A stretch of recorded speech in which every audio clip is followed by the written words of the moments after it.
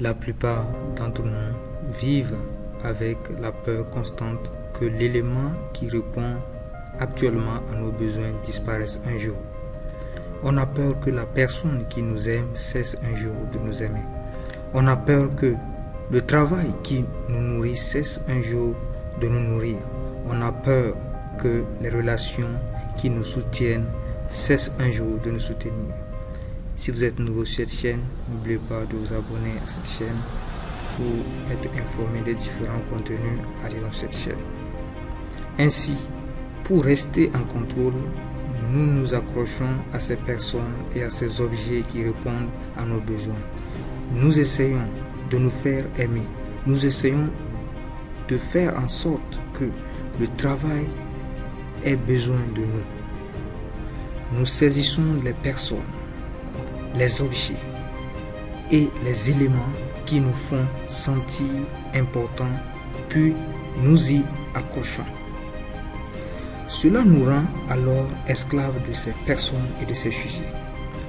Une simple secousse peut provoquer un glissement de terrain dans notre vie.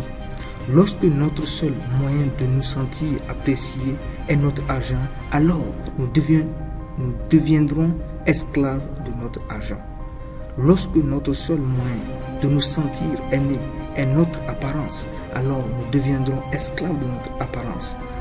Lorsque notre seul moyen de nous sentir acceptés est notre travail, alors nous devenons esclaves de ce travail. Si nous estimons que notre partenaire est la seule et unique personne sur la planète qui peut nous faire ressentir certaines émotions, nous nous accrochons à elle et l'étouffons avec nos demandes d'affection. Nous nous attachons à un tel point qu'il suffit d'un simple oubli pour que nous nous retrouvions envahis d'une forte émotion hors de notre contrôle. Certaines personnes se mettent alors à se plaindre de la vie et d'autres vivent avec une blessure au plus profond de leur âme. Beaucoup d'éléments dans nos vies sont contrôlés par un sentiment de pénurie. Ce sentiment de pénurie nous pousse alors à vivre aux dépens d'une personne ou d'une autre qui finira par nous blesser, et ce consciemment ou inconsciemment. Alors, à force de nous accrocher à notre travail, nous risquerons de vivre chaque instant sous pression dans le but de ne pas le perdre, ce qui peut tout aussi bien causer sa perte. À force de nous attacher à notre partenaire, toutes nos actions sont susceptibles d'être prises dans le but de le satisfaire, mais parfois en oubliant la personne que nous sommes réellement. À force de nous accrocher aux personnes que nous aimons, nous sommes plus susceptibles de causer leur départ.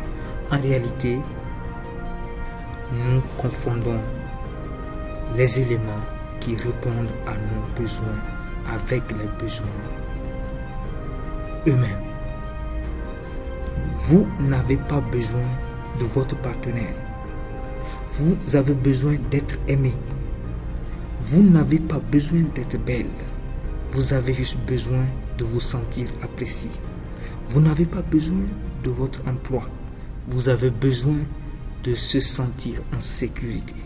Ces besoins peuvent être satisfaits d'innombrables manières.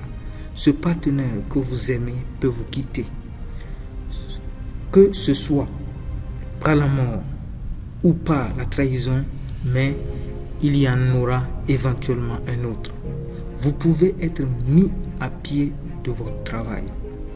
Il y aura éventuellement une autre opportunité. Votre statut ou votre apparence peuvent se modifier, mais il y aura toujours plus d'une façon de vous sentir important et apprécié. En supposant qu'on a la volonté, tous nos besoins peuvent être comblés. Votre confiance en votre capacité de répondre est donc l'élément qui vous fera sortir de cette affaire. Des études montrent que les personnes qui sont paralysées ne sont pas moins heureuses ou en moins bonne santé mentale que les autres en moyenne. Les jumeaux conjoints refusent presque à l'unanimité leur opération chirurgicale pour séparer leurs corps les uns des autres, car cela mettrait fin à la relation particulière qu'ils ont développée l'un avec l'autre lors de leur conception dans le sein maternel. On s'inquiète pour un avenir incertain. On essaie de prévenir une douleur que nous ne contrôlons pas. On s'accroche à ces personnes et à ces objets qui répondent à nos besoins. On provoque la douleur que l'on redoutait, puis on remet en question une fois de plus notre identité. Bien que notre psyché ait un moyen profond de conspirer pour utiliser les ressources qui lui sont fournies afin de répondre à nos besoins. Notre environnement et les sentiments que nous éprouvons nous font croire tout le contraire. On se demande, on se retrouve alors à penser que personne n'est la seule qui puisse nous rendre heureux. La personne qui puisse nous rendre heureux, c'est nous-mêmes.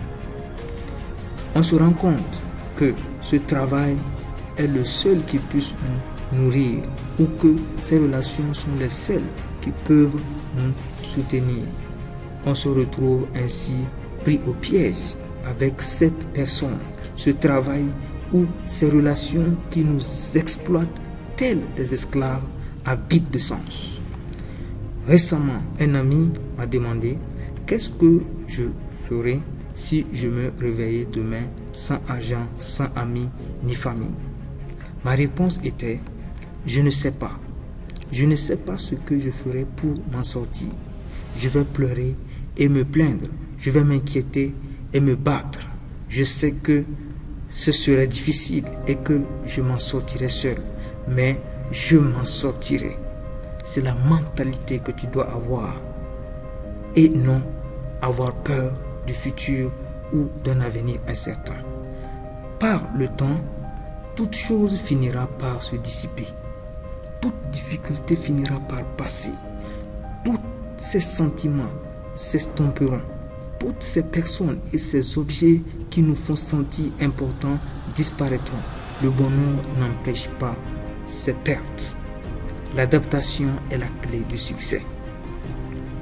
Ce ne sont pas les personnes et les objets plutôt qui répondent aux besoins de ma vie, qui me rendent heureux.